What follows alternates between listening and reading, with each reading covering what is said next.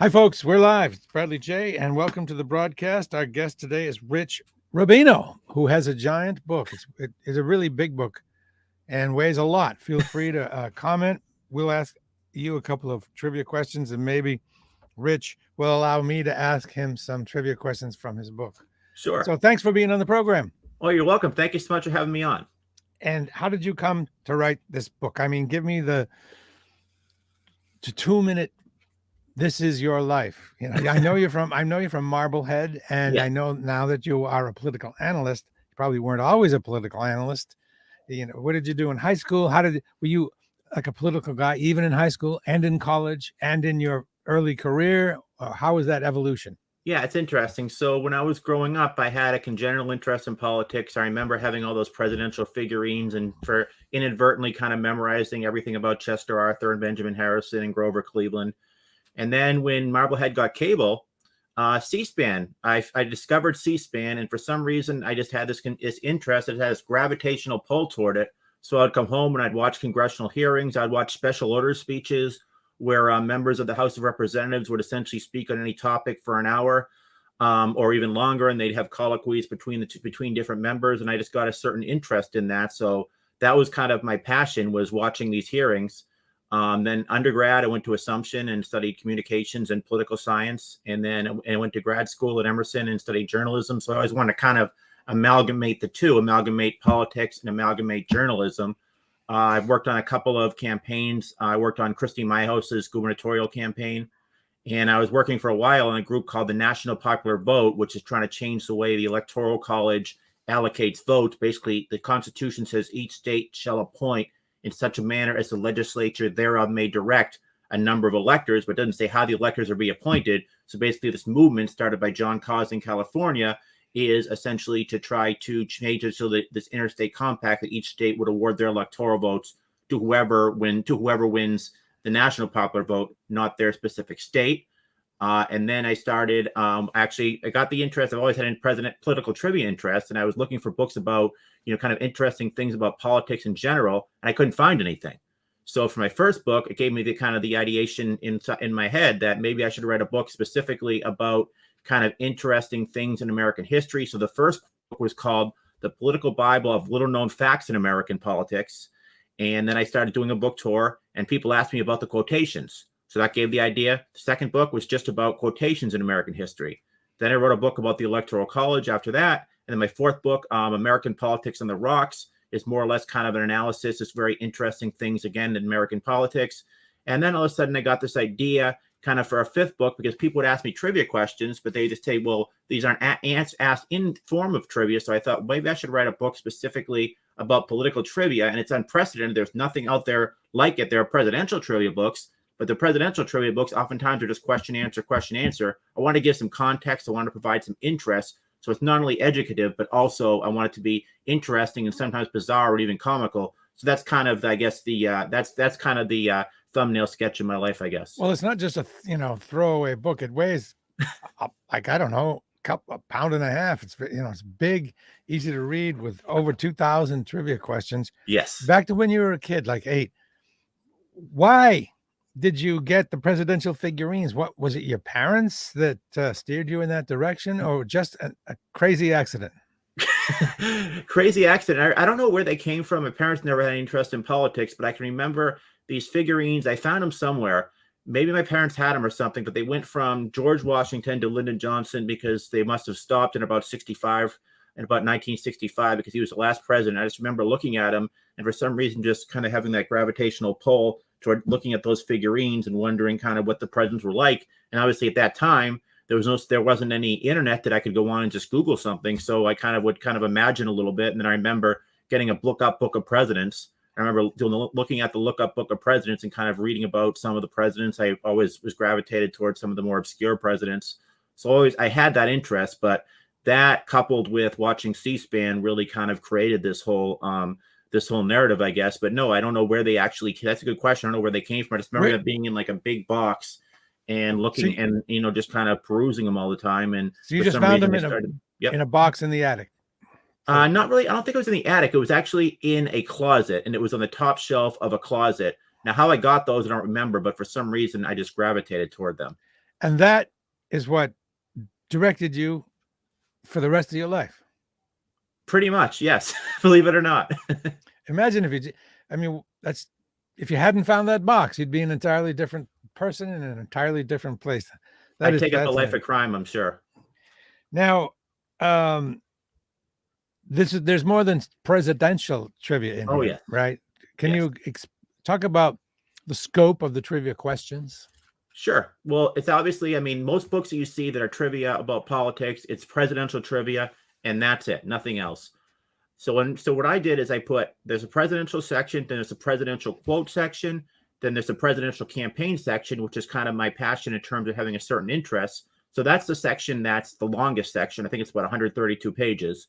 Then there's sections on House members, House quotes, House campaigns, Senate quotes, Senate campaigns, Senate judiciary, and then certainly the states. And also then I do it again. I do governors quotes, and then gubernatorial campaigns. And then I do a section about the founding documents, the Articles of Confederation, Perpetual Union, Constitution, that type of stuff. And then I do political debates, stuff that's kind of interesting thing that's come from political debates.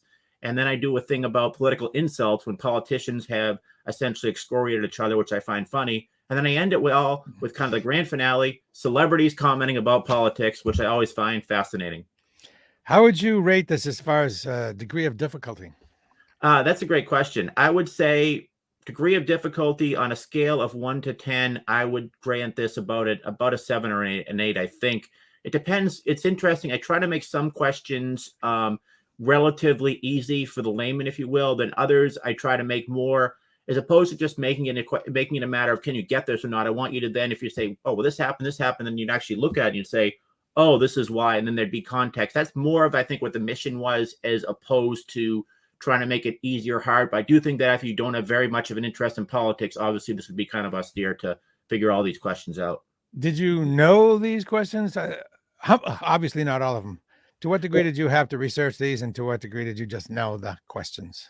So much of it was stuff that I would think about stuff, because for some reason I'd make a mental note, and my brain works that way, about stuff that I'd seen in the past or heard in the past. So then it was a matter of going back and trying to find where that happened. Then you find something and you find a litany of other things. Here's an example. Go back. I remember specifically in the 92 campaign, I remember watching Paul Tsongas get up, and Paul Tsongas was trying to say that Bill Clinton was a panda bear. So he came up and he had these panda bear was rather what he was trying to say, play on words. So he goes up a panda bear and he says, this is Bill Clinton, my opponent. He's a panda bear. Because of his accent, it sounded like he said panda bear. So the next day people were saying, why is Paul Tsongas comparing Bill Clinton to a panda bear? And it ended up backfiring on him. And I remember that. So I looked it up. And then when you look it up, you find like 3 or 4 other things. Like, for example, you go back to that campaign, and part of what Paul Tsongas did, if you remember, he would try to say, I'm no Santa Claus, meaning that he essentially wanted to raise gas taxes, and he also wanted to truncate certain government spending. So he said, I'm no Santa Claus. And and then I was looking at it, and I saw a clip there from one debate where one of his opponents, Bob Kerrey, turned to him and said, you may be no Santa Claus, but you don't have to be the Grinch who stole Christmas either. And I thought that was a great line. So then I put that one in. And then I find out about that same campaign that Ann Richards, then governor of Texas, was determining who she was going to make an endorsement for. And Paul Tsongas was involved in this advertisement where he was swimming to show that he was in good shape. And he said, Paul Tsongas swims against the tide. Next day, Ann Richards says, I'm less likely to endorse any candidate who looks better in a bathing suit than I do. Right. I thought that's a great line too. So then that goes in there and it just kind of snowballs. It's a ripple effect. We're with Rich Rubino, who is the author of the Great American Trivia Challenge. And it's really quite a thing. I would think it would make a great gift, Christmas gift for anyone interested in politics. I'm going to pop up a trivia question here. It's one of the easier ones. Would I have known it? No, but it's still one of the easier ones. Let me see. Pop up a banner here. See if I get it right. Which president was the first to visit all 50 states? Do you want me to answer that? No. Oh, I want a commenter to answer that. Later on I'll ask you one. I will tell you, folks. He says it's 7 or an 8. It's a 9, really. Just randomly. Question. In 2007, Democratic. Well, that's kind of once you get into the modern times, in 1984, not quite as modern, Mississippi Agricultural Secretary Jim Buck Ross asked this vice presidential candidate if she could bake a blueberry muffin. Well, then of course it's 1984, and you get the Ferraro, right? So that does narrow it down. You got that? Yeah, absolutely. I try to do that. I try to give hints in the question whenever I possibly can. Are you a genius at Jeopardy? No, not at all. Not at all. There are a lot of sections on Jeopardy that I'm not particularly good at. See, this is a very kind of narrowly tailored interest. Sometimes when you kind of narrowly tailor your brain to a couple of things, you're not necessarily good in terms of kind of generalizations. Plus, I don't know how fast I'd be able to hit that button either. Right now, since you're familiar with conversations that politicians have had with each other over the years, how would you rate the degree of meanness that we have now? People think, oh, this is terrible. It's never been so mean. But I bet you that's not true. No, I mean, it is a mean time and it is a divisive time.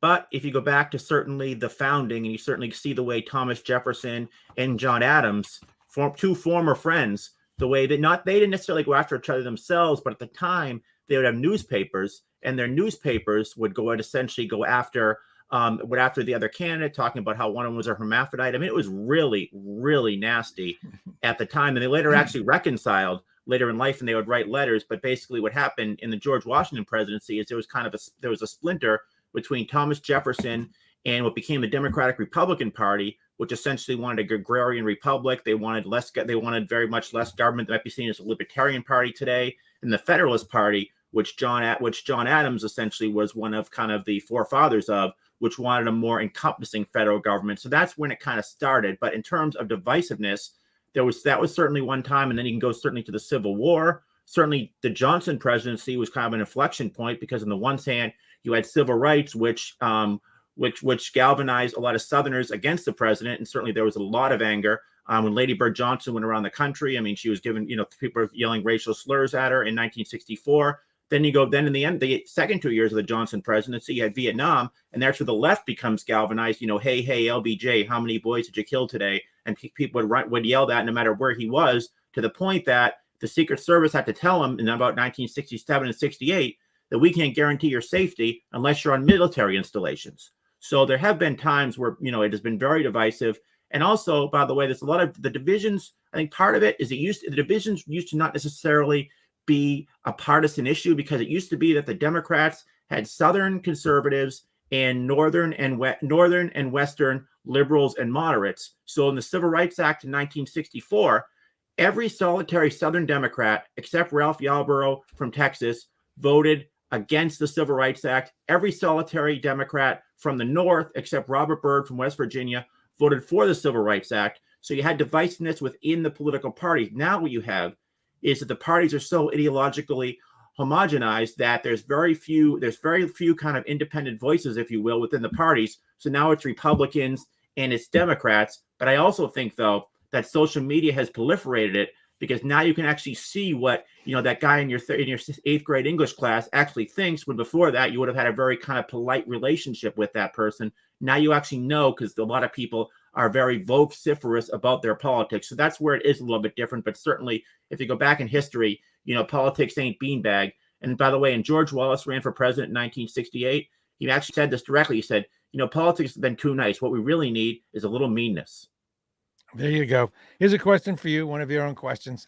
There's no way you're not going to get this, because it's such a standout question. Which president was afraid that the light switches in the White House were going to electrocute him? That was Benjamin Harrison. And go ahead. I was going to say, believe it or not, so Benjamin Harrison, this was the time electricity was invented. He literally would keep him and his wife would stay in bed, and they would keep the lights on, because they were so afraid of what would happen if they tried to turn the lights out. But Benjamin Harrison Grover Cleveland comes in 1885. He loses re-election in 1888 to Harrison, even though he actually won the popular vote. He lost the Electoral College. Then his wife, actually, Frances Folsom Cleveland, the last day in office, talks to the staff and says, keep the place nice. We'll be back here in 4 years. 4 years later, they do come back. Cleveland beats Benjamin Harrison outright. And then Grover Cleveland, when he left the White House, there was no electricity. He comes back. There's electricity. Now, we think that's ridiculous. But at the time, Yes. that fear may not have been that ridiculous, because there was this battle between alternate and what is it? The two kinds of currents, AC, alternating DC. current and direct current. Yeah. And alternating current was Edison's, right? And direct current was Tesla. Yep. And Yep. I think I'm right. And Edison mounted this horrific propaganda campaign against direct current and Tesla, and did these demonstrations showing electricity killing like stuff, like maybe animal. I think I remember where it killed an animal. And so people probably heard these stories, and Harrison probably had lingering. I mean, that's the way I picture it. You're a political analyst, besides a writer. Where do you do your analysis? Where can we see you? Yep. Certainly I do some radio. I do a show. I'm on a show in St. Louis. It's called St. Louis Talks. And I try to provide nonpartisan, non-ideological analysis. I also come on a show in Ocean City, Maryland. It's called the Bulldog and the Rude Awakening Morning Show. And I try to do some of the same thing. And then sometimes I'll come on other stations. Like sometimes I'll be on Hank Stoltz's show on WCRN in Worcester, Talk of the Commonwealth. And then now I'm, doing a book tour, obviously. So I'm kind of providing it, because I'm oftentimes asked it, and I'm providing it around the, around as many issues as possible and different stations as possible. And I also used to be a blogger for the Huffington Post. So if you Google my name, you can see my columns there as well. Who's going to be the next president? I mean, that's not a complete mystery, right? There are a lot of factors in play now, which would make a difference there. I mean, if you had $1,000, somebody said, "Here's $1,000. I want you to go bet on who's going to be the next president." Where would you put your $1,000? Right now, I would put it on a Democrat, probably not Joe Biden. My guess now, I mean, who knows, but usually this is kind of my historical analysis. What usually happens, and this is what happened with Truman in 46. You lose seats. In the case of Truman, he lost both the House and the Senate. 48, he gets extremely unpopular. By 48, the economy starts to boom. He gets reelected. The same thing, Eisenhower in 54. By 56, he essentially gets reelected. Ronald Reagan, 1982, loses 26 seats in the United States House of Representatives. By 1984, the economy at least appeared to be chugging along. He wins 49 states. The same thing, Bill Clinton, 1994, he loses both the House and the Senate for the first time in 40 years. Then by 1996, he comes back and he wins re-election. Same thing, Barack Obama, 2010, loses the House, loses the Senate, comes back in 2012, in that case, wins a very narrow re-election. So right now, I would say, I mean, this is a very divided time, obviously, and who the Democratic nominee is going to be. I think that Kamala Harris will have a lot of problems. I think certainly there will be some that are going to support her, but I think particularly on the left, when they look at kind of her record as in terms of being a prosecutor in California, I think there's a lot of things that are potentially going to be going to be deleterious for her in terms of garnering the nomination. I think there's going to be a lot. You're going to see just about every Democrat potentially who's ever thought about running for president put their name in, not because they're necessarily going to think about winning, but sometimes they're almost vanity candidates. And they're thinking, if I run now, I'm going to get some name recognition. Then potentially I can run 4 years, 8 years, 16 years down the road. On the Republican side, yeah, I was just going to ask you, what about on the other side? Why right now on the Republican side? See, Donald Trump. I think what Donald Trump wants in terms of history, he wants to go down and he wants to be able to say that I was elected president twice, and the second time they stole it from me. Now, if Donald Trump loses outright, I'm assuming he's going to win the primary. I don't think that he would have any trouble there. When he gets to the general election, if he loses decisively, that's going to be in his record, and it's also going to say that he lost the popular vote 3 times, not 2 times, but 3 times. And I don't know if he necessarily wants to come back from that. So the question is, would he rather be a kingmaker and be able to say, I won the election twice. I won the election decisively. He would say, I won the election, and I won it big time, something to that effect. They stole it from me, and then be a kingmaker for somebody else. It's fascinating what he's doing, by the way, right now. Usually, incumbent presidents do not endorse. Like, first of all, they very rarely endorse against an incumbent. Almost never. Franklin Roosevelt tried it in 1938 in the Democratic primaries against some conservative Democrats, got killed in just about every one of them. But it's very rare. And what Donald Trump is doing is he's actually endorsing primary opponents against the incumbents who voted for the impeachment.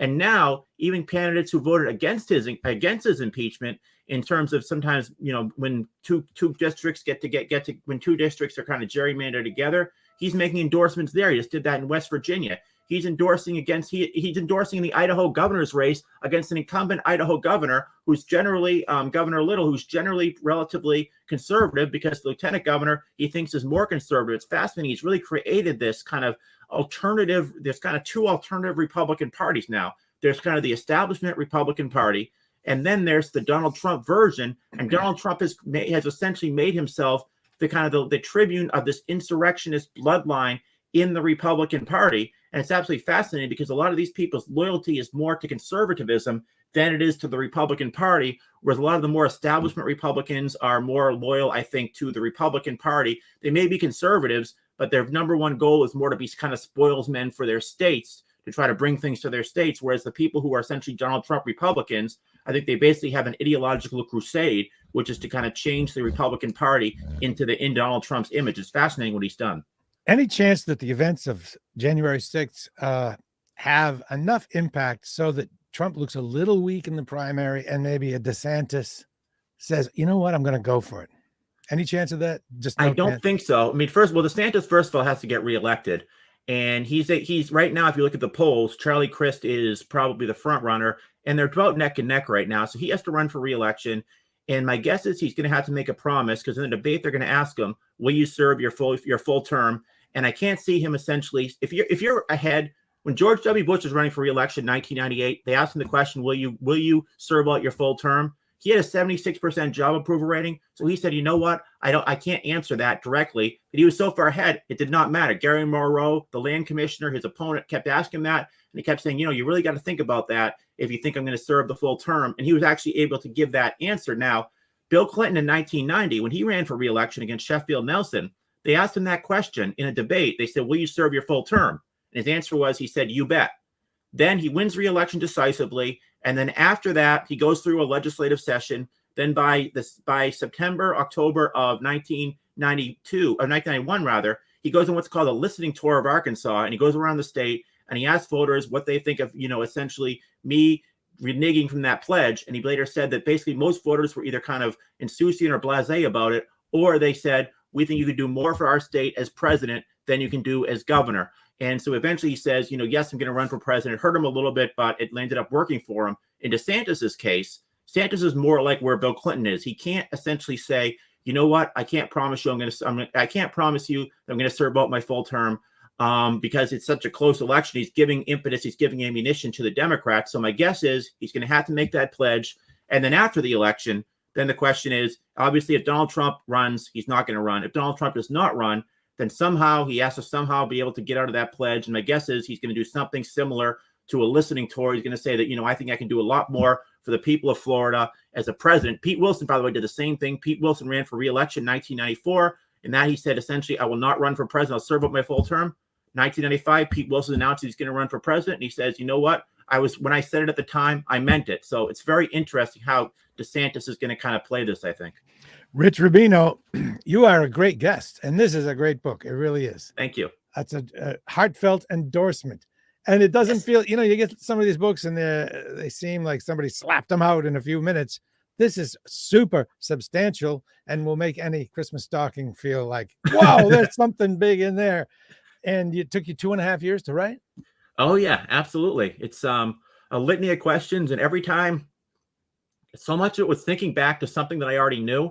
Then you confirm that. And then you go back. When you go back to the primary sources, it's great. You go back, for example, you look up something, you're looking for something else. And all of a sudden you find this very small thing. For example, I was looking for something about the 1956 presidential election. I saw that Harry Truman was visited in Washington because there was a ceremony to celebrate the birthday of Alvin Barkley, who was a former, I'm John Nance Garner, rather. John Nance Garner was a former vice president. And then they asked Truman, they said about the event, they said, and he said, John Nance Garner was one of the best vice presidents we've ever had. And he said, by the way, he's a lot better than that squirrel head we have in there now. And I looked at that and I said, wow. And they said, by the way, I'm talking about our current vice president, if you want to know. He was talking about Richard Nixon. So I thought, that's something that's been lost to history. That has to go in there. Then I find out that in 1956, right after the 56 election, Averell Harriman, the incumbent governor of New York, who ends up losing re-election. Truman had supported him in the Democratic primary over Adlai Stevenson and some of the other candidates. So by 1958, he actually goes up there and says, we need Truman to run for president again in 1960. So all of a sudden, that's something I have to put up in there. And then you find out that Truman supports Stuart Symington in the primary against John F. Kennedy, and then says when John F. Kennedy appears to get the nomination, that essentially Kennedy should drop out because he's too young. And he said, we know the political heights you could reach to, but I urge you to be patient. And I thought, that's something that's been lost to history. So that has to be put in there. So it's just this complete snowball and ripple effect. One thing that makes America great, besides the legal system in general, is the peaceful transfer of power. Do you see that becoming increasingly in jeopardy, or was this past cycle a one-off? I do think it was a one-off. It has happened certainly before. It happened with Thomas Jefferson, with John Adams. It happened with John Quincy Adams, with Andrew Jackson. Andrew Johnson didn't go to the inauguration of Ulysses S. Grant. But generally speaking, I think it's pretty rare. You got to remember also the transition of power. It actually happened. It was just the fact that you did not have an incumbent president attending. Now you did have Mike Pence, which showed some legitimacy, actually attending the inauguration of Joe Biden. But my guess is assuming Joe Biden does not run for re-election, it will go to somebody else. And if it goes to a Republican, I cannot envision a scenario where Joe Biden does not sit up there if the person who loses to the Republican is not at the inauguration to show that kind of peaceful transfer of power, then 2 or 3 days later that Republican tries his legislative program, then all the Democrats come after it again. But I do think it's probably an anomalous creature in the system, I think. You are a great guest. One final question. I'm from New Hampshire, the great Granite State, and I've always felt bad that Franklin Pierce got the rap for being the worst president. Is that really the case? And if so, why? Yeah, I think he gets a bad rap too, and probably James Buchanan does as well. I think part of it was because he was seen as a doughface, and a doughface is somebody who was a Southern sympathizer who was from the North. And the same thing was seen certainly for Millard Fillmore, his predecessor, and his successor, James Buchanan, but partly because he could not head off the Civil War. I think that was probably one of the major issues against him. Now, he was also, by the way, Franklin Pierce he tried for renomination, and James Buchanan actually beat him because he was so unpopular, even within the Democratic Party. So my guess is that probably has a lot to do with it. If you look at, there was Fillmore for 2.5 years after Zachary Taylor dies, then Franklin Pierce, and then James Buchanan, and then you have Lincoln, and then after that you have Andrew Johnson. And of those, with the exception of Lincoln, the other 4 are all considered in the bottom 10 of American presidents, in part because they did nothing that would head off the Civil War. Now, that being said, Franklin Pierce tried to certainly work out compromises, but it did not necessarily work for him. But I do agree that he probably does get a bad rap. And whoever else was president at that particular point in time, the objection at the end of the day, the country was probably going towards civil war. Now, there were movements, the Missouri Compromise. There were movements at that time, for example, to try to head off the Civil War. There was the Great Compromise of 1850, and that did not necessarily end up working out. And obviously, by the time Lincoln gets elected by 1861, essentially the South is succeeding in Fort Sumner, and then essentially the entire Civil War. But you're right. But that being said, they do have a college named after him. So I don't know how many of the students actually have feelings one way or the other necessarily about Franklin Pierce. My guess is most people probably are kind of oblivious to him. But this is a guy at 26 years old, became Speaker of the New Hampshire House. So obviously he had a very, very impressive resume in some respects as well. Rich Rubino, you are a gem. Thank you. And so is your book. It's really something. And I love talking to you. I feel like we have a chemistry. Yes. And I hope that you'll check in with me as time moves on and things pop up that I am curious about. Would you do that? Anytime. I would love to come on. Absolutely. Sweet. Categorically. All right. Get the book. Get it now. Get 2 or 3 copies. Do you get a deal if you buy multiple copies? No, but the book is for 500 pages. The book is only $20. So, and then the back, if for the Super Saver, you can put something on it so it makes it look like it costs a lot more. If you want, you can put on another price tag. I'm not kidding you, people. This is much better than your usual book. All right, let's get for out 20 of here. bucks. Right. Thank you very much, Rich Rubino, and the book, once again, The Great American Political Trivia Challenge. Wonderful time. Thank you. Thank you so much. I loved it. Bye, everybody. I'll Bye. talk to you soon, Rich. Okay.